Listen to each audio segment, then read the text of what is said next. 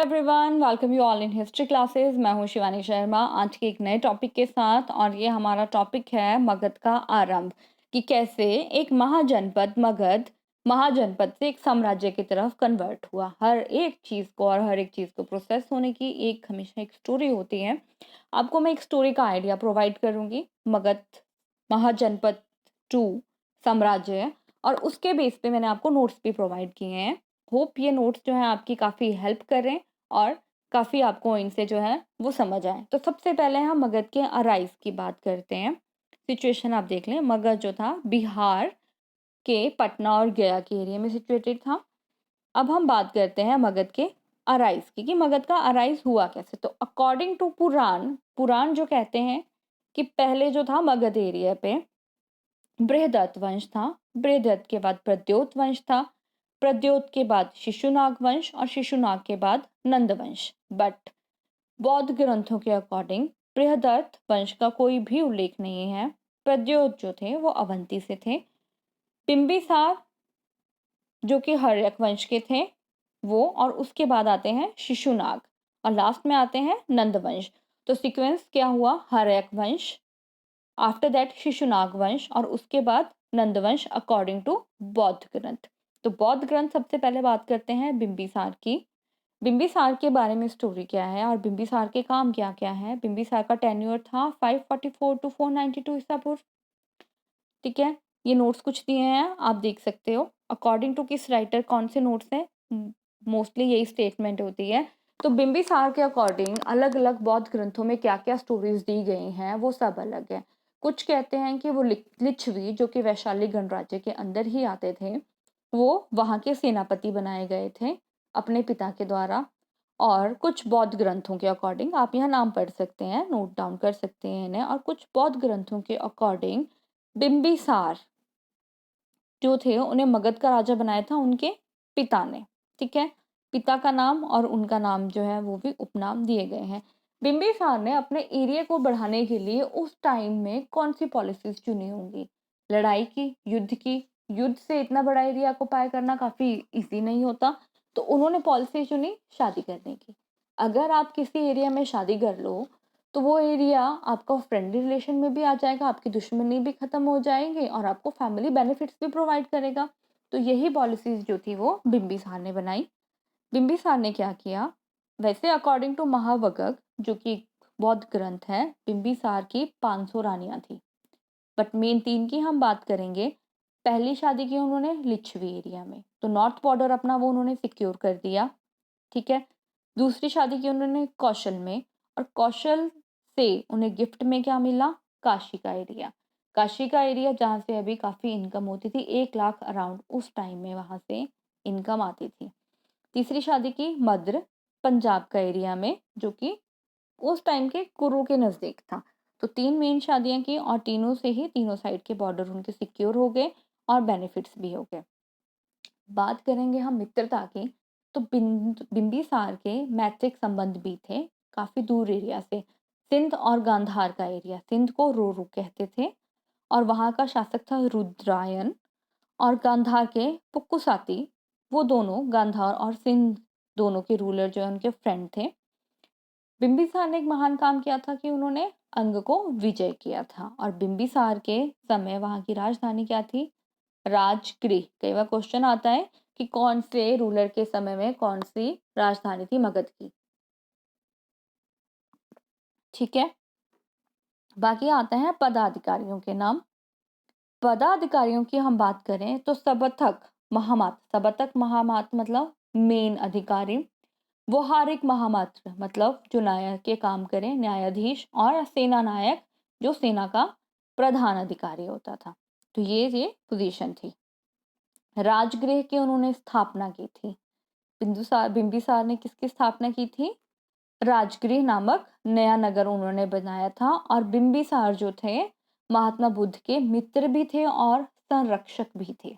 बिंबिसार के ईरा में ही महात्मा बुद्ध भी थे और बिंबिसार और महात्मा बुद्ध के भी मित्रतापूर्ण आपस में रिलेशन थे।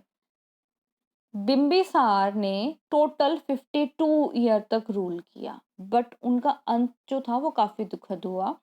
बौद्ध और जैन ग्रंथ दोनों ही कहते हैं कि जो बिंबिसार का पुत्र था अजातशत्रु, उसने उन्हें बंदी बनाया और बंदी बना के कारागार में डाल दिया और काफी यातनाओं के द्वारा अपने पिता को मार दिया।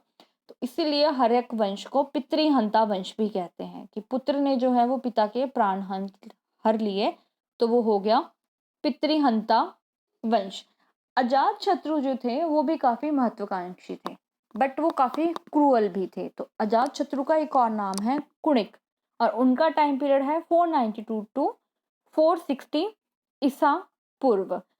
अलग अलग ग्रंथों से जो है हमें कहानियां मिलती हैं। तो प्रसेनजित जो है, प्रसेनजित का और अजात शत्रु का जो है वो काफी टाइम तक संघर्ष जो है वो चलता रहा। प्रसेनजित कौन? जो कौशला देवी, कौशल नरेश थे और कौशला देवी जो कि अजात शत्रु की माता भी थी, उनके भाई थे। तो उसके उनके साथ उनका काफी देर तक युद्ध चलता रहा। बट प्रसेनजीत की अपनी जो पुत्री थी वाजिरा, उसकी शादी उन्होंने अजात शत्रु से करवा ली और इस तरीके से कौशल और मगध में फिर से पारिवारिक संबंध जो है वो बन गए। मगध के बाद अजात शत्रु ने मूव किया वज्जी की तरफ और गंगा नदी के ऊपर नियंत्रण किया, क्योंकि गंगा का काफी फर्टाइल एरिया था। तो उस एरिया पे कोई अगर नियंत्रण कर लेता था तो वो काफी प्रॉस्पेरस भी हो जाता था और काफी एरिया भी उसके अंदर आ जाता था। तो मगध ने प्रसेनजीत के बाद, कौशल के बाद वज्जी संघ को अपना टारगेट बनाया। और कई बार क्वेश्चन आता है कि अजात शत्रु के जो थे मंत्री कौन थे, तो उनके मंत्री थे वत्सकार। और वज्जियों के ऊपर विजय प्राप्त करने के लिए महात्मा बुद्ध ने भी उनकी काफी हेल्प की थी। महात्मा बुद्ध ने उन्हें कहा था कि वज्जियों को इकट्ठा हराना पॉसिबल नहीं है, तो अगर तुम वज्जियों के बीच में फूट डाल दोगे तो उन्हें तुम आसानी से ही हरा सकते हो। कुछ जो उनके बारे में है वो भरूच स्तूप में भी जो है कुछ लिखे गए हैं। और एक वेदिका है भरूच स्तूप के ऊपर, उसमें उत्कीर्ण करवाया है कि अजात शत्रु भगवान बुद्ध की वंदना करते हैं। नोट्स आप साथ साथ नोट डाउन कर सकते हैं, ठीक है।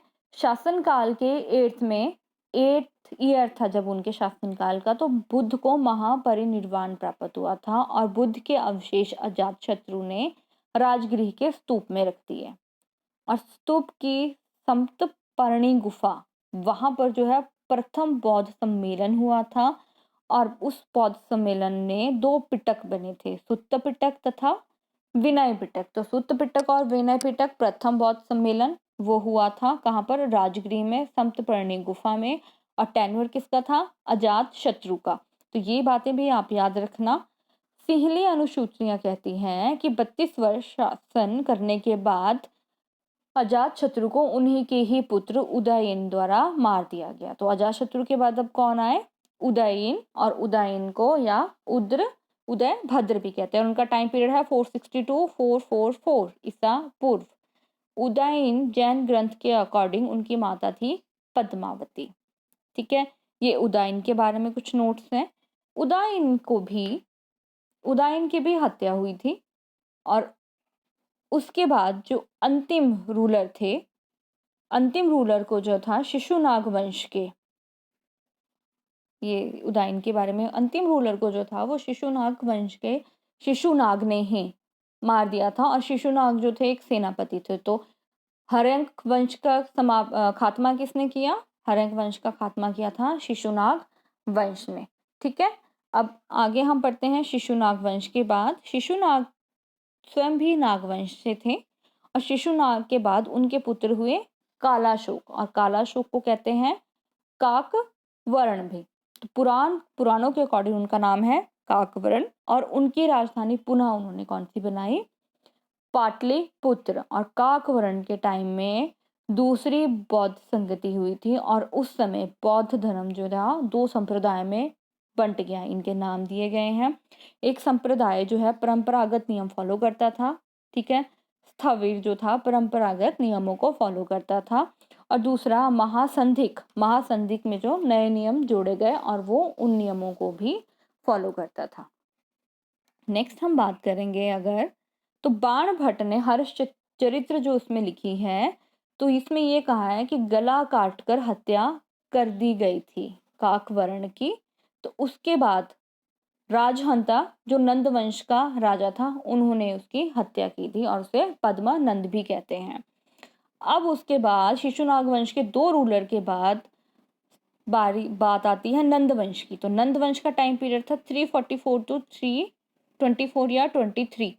नंद वंश काफी प्रोस्पेरस वंश था। हर एक चीज पे उन्होंने टैक्स लगाया हुआ था। हर एक छोटी से छोटी चीज के ऊपर भी बड़े से बड़ा टैक्स जो है उन्होंने इम्प्लीमेंट किया हुआ था कि ज्यादा से ज्यादा उनकी इनकम आए। और महापद्मनंद के बारे में कहते हैं कि एक गुफा बनाकर या गंगा नदी के किनारे कोई रास्ता पानी के नजदीक बनाकर उसने उस गुफा में अपना सारा पैसा खजाना जो था वो संभाल के रखा हुआ था। दूसरी कि नंद वंश जो था, नंद वंशों की उत्पत्ति के बारे में भी कहानियां हैं, बट पुराणों के अकॉर्डिंग कहते हैं कि नंद वंश जो था एक शूद्र वंश था। ठीक है। और धनानंद का जो पुत्र था वो सिकंदर का भी समकालीन था। जब सिकंदर इंडिया की तरफ मूव हुआ तो उस टाइम मगध पे कौन थे? नंद वंश थे। तो ये कई बार क्वेश्चन आएगा। उपलब्धियां जो यहाँ दी हैं वो आप देख सकते हैं। यही कुछ महापद्मनंद के बारे में उपलब्धियां कि वो कालिकांश था। दूसरा नाम परशुराम। कई बार क्वेश्चन आता है कि दूसरा नाम परशुराम किस नंद रूलर का था? तो वो महापद्मनंद। और क्षत्रियों का नाशक, क्योंकि वो शूद्र था तो उसे कहते हैं क्षत्रियों का नाशक। नंदों की अगर बात करें तो नंद जो है वो काफी अनपॉपुलर थे अपनी प्रजा के बीच में, ड्यू टू उनके टैक्स इम्प्लीटेशन कि वो टैक्स बहुत ज्यादा इम्प्लीमेंट करते थे और जनता के लिए वो कुछ भी नहीं सोचते थे। हमेशा अपने ही आमोद प्रमोद में वो समय व्यतीत करते थे। तो इस वंश का अंतिम राजा था धनानंद। काफी धन अर्जित करने के कारण उसका नाम धनानंद पड़ा। और उसके सेनापति थे भदतशाल।